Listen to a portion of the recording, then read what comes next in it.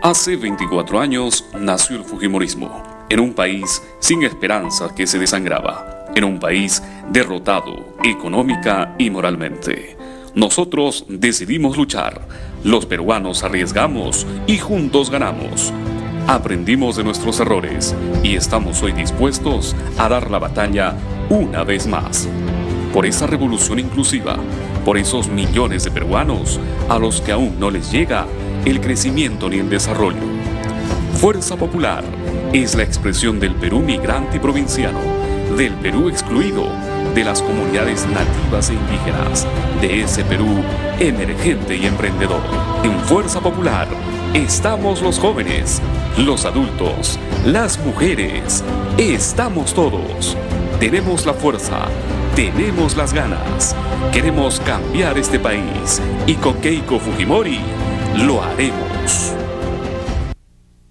Espacio no electoral gratuito. Ley de partidos políticos. Reglamento de financiamiento y supervisión de fondos partidarios. Muy bien, y vamos a continuar con Venezuela. Entonces, todavía no se van a conocer más detalles de esos llamados superpoderes, lo que va a significar y cuáles van a ser las consecuencias en los próximos días. Sobre todo que es que las sanciones de Estados Unidos, bueno, ahora con el tema de la seguridad, se extienden a 7 funcionarios chavistas, de los cuales uno de ellos ha sido nombrado ministro, ¿no? Como una manera, pues, de venganza, pues, ¿no? Tanto te molesta, mira, toma, ahora... De demostración de autonomía, digamos, claro, de soberanía. ¿no? Y que él hace lo que quiere, ¿no? También, ¿no? De independencia por parte de Nicolás Maduro. Así que vamos a ver qué pueda pasar en los próximos días y la reacción de la oposición, ¿no? Ahora, el comentario alrededor de esa pregunta, el comentario que hizo hoy el secretario general de la OEA Insulza, es interesante porque él no solamente criticó esta generalización o categorización, como dijo, acerca de Venezuela, sino que además creo que, entre comillas, lo que dijo fue que no favorece lo que hace Estados Unidos cuando en este momento, pues, UNASUR por un lado y creo que también la OEA están buscando el diálogo dentro de Venezuela. En este momento los actores internacionales regionales están básicamente buscando un diálogo, entendiendo que existe un espacio donde ese diálogo se puede solucionar, que se llaman las elecciones, y que lo que está haciendo Estados Unidos es justamente, pues, dividir aún más. Claro. Ya que provoca que Maduro tenga este tipo de reacciones en donde, pues, fracturan la sociedad venezolana y la posibilidad de diálogo hoy, a raíz de lo que ha hecho Estados Unidos, es mucho más difícil. Así que creo que entre los organismos regionales hay también una mirada negativa con respecto a que Estados Unidos no estaría ayudando dentro del proceso político venezolano. Muy bien, ahora vamos a hablar de otros temas. Amnistía Internacional lamentó que el gobierno mexicano se niegue a aceptar la realidad sobre la prevalencia de la tortura. Veamos. Amnistía Internacional para América pidió a las autoridades mexicanas reconocer el problema de la tortura generalizada en el país, luego que se presentara un informe de la Organización de Naciones Unidas en el que se describe el nivel de tortura y brutalidad cometido por parte de la policía y fuerzas de seguridad del país. Según el reporte, se denuncia que funcionarios aztecas no investigan las denuncias de víctimas de tortura y que en el peor de los casos, los peritos que trabajan para la Procuraduría General de la República ignoran las señales de tortura al realizar exámenes médicos y psicológicos, razón por la cual, en la inmensa mayoría de los casos, las víctimas no denuncian por temor a represalias y desconfianza en sus autoridades. En este panorama, Amnistía Internacional instó al gobierno de Enrique Peña Nieto a aceptar y actuar sobre las recomendaciones que presentó el relator especial de la ONU. Sin embargo, para el canciller José Antonio Meade, existen incongruencias en el reporte, donde también se reconoce que México ha avanzado en la atención a temas como las torturas. A través de un comunicado, el organismo solicitó se den las garantías a los médicos forenses para exámenes inmediatos, imparciales y exhaustivos a cualquier persona que denuncie una tortura. Asimismo, aceptar y aprobar informes de expertos forenses independientes en casos judiciales. Muy bien, según este informe son los policías y los soldados quienes recurren a esta práctica que ilegal, por supuesto, que es la tortura, pero México no la está aceptando. Creo que es por el número de casos también que se han visto. Son 14 los casos, sin embargo, según Amnistía Internacional, se trata de una práctica que se realiza desde hace mucho tiempo. Sí, el gobierno mexicano ha tratado de hacer énfasis en los múltiples intentos que lleva a cabo los últimos años para hacer frente a este tipo de violaciones a derechos humanos, cambios legislativos, una serie de políticas, y la crítica que el informe recoge básicamente 14 casos documentados, ¿no? Claro, con pruebas. Sin embargo, Amnistía Internacional, la crítica de Amnistía Internacional que va en la línea de lo señalado por la ONU es que están desconociendo una realidad, y una realidad que hace que México en muchos estándares sea uno de los países más peligrosos del mundo.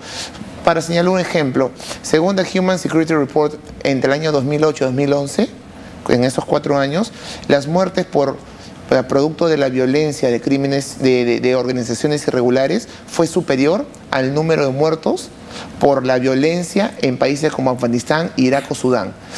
Entonces, ese tipo de información, cuando uno piensa en Irak y en Afganistán, piensa en países caóticos y en países realmente conflictivos.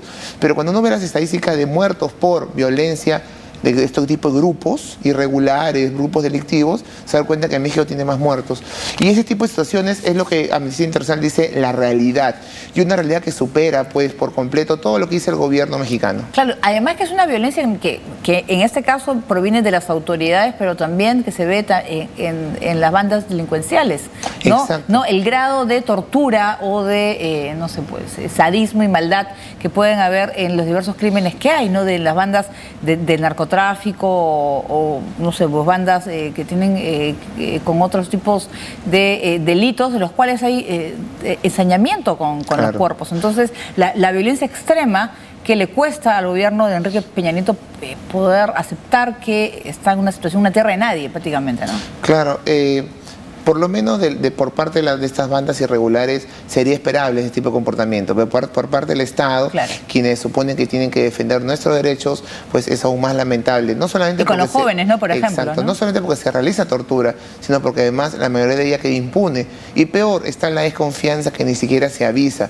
Y esto es complicado para México, porque es una raya más al tigre. Durante este último año, las críticas por parte de la comunidad internacional han sido muy duras. Hace un par de meses las críticas con respecto a la desapariciones forzadas, y son similares a las que suceden hoy. No existen datos oficiales claros, existen muchos registros, no existe una total conciencia de la problemática, que fueron las mismas críticas que vimos hace un par de semanas cuando hablamos de desapariciones forzadas. Así que me parece que a pesar de los intentos que hace el gobierno de Peña Nieto para hacer frente al narcotráfico, atrapando a líderes importantes, existen algunos temas estructurales que trascienden su gobierno, que siguen estando presentes y hacen que México hoy sea una preocupación internacional. Muy bien, ahora vamos a hablar de Colombia. El ejército abatió a Becerro, el seudónimo de uno de los líderes de la FARC, que se encargaba de coordinar el envío de cargamentos de cocaína hasta Centroamérica y los Estados Unidos. Como parte de una ofensiva del gobierno colombiano contra los insurgentes, José David Suárez, alias El Becerro, considerado uno de los jefes históricos de las FARC, fue abatido por el ejército de ese país. El jefe del Frente 57 de las FARC murió en el departamento colombiano del Chocó, en el pueblo de Bojayá, en un enfrentamiento con las Fuerzas Armadas y la policía. En el combate, además del Becerro, murieron otros guerrilleros que lo acompañaban.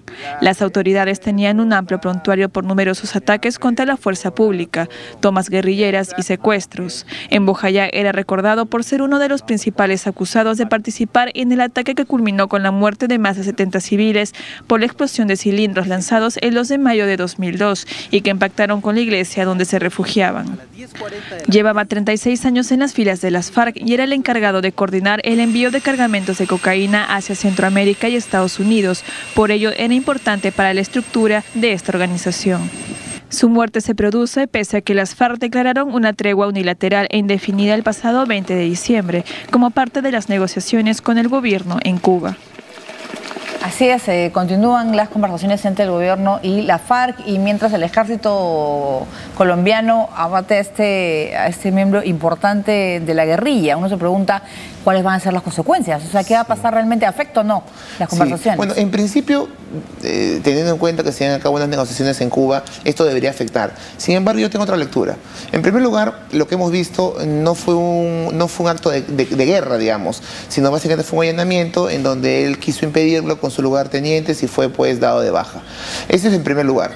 Y en segundo lugar, porque yo creo que tanto las FARC como el gobierno terminan sacando un provecho de esto. El gobierno demostrándole a esa oposición que no quiere los acuerdos, que sigue luchando contra la guerrilla.